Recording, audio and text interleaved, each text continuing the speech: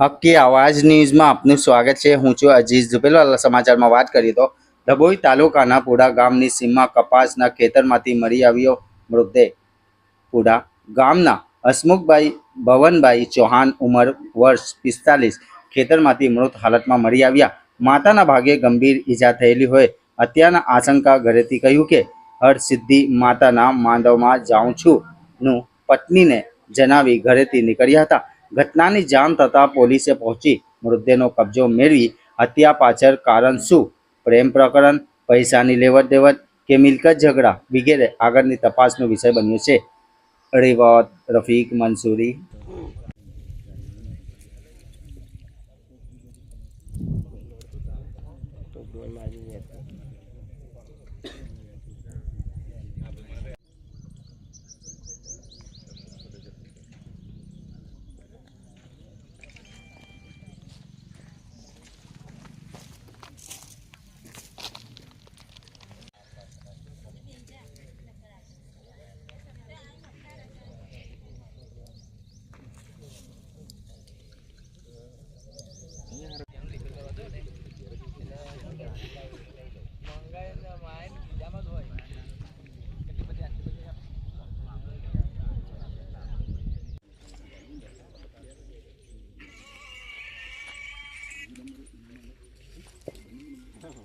Hello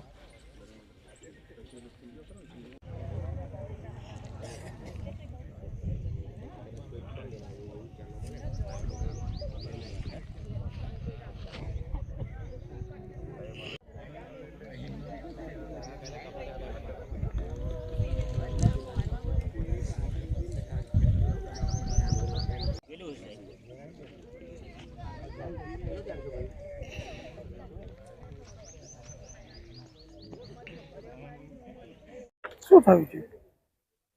હા, અમારા ગામમાં બનાવ બન્યો હતો મર્ડરનો।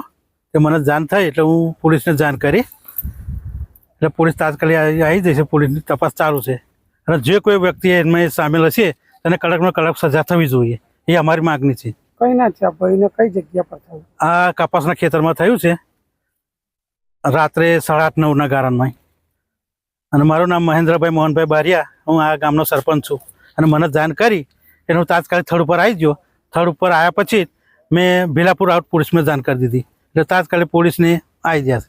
તપાસ ચાલુ છે અને જે કોઈ વ્યક્તિ એમને સામેલ હશે એને કડકમાં કડક સજા થવી જોઈએ। શું થયું સાહેબ?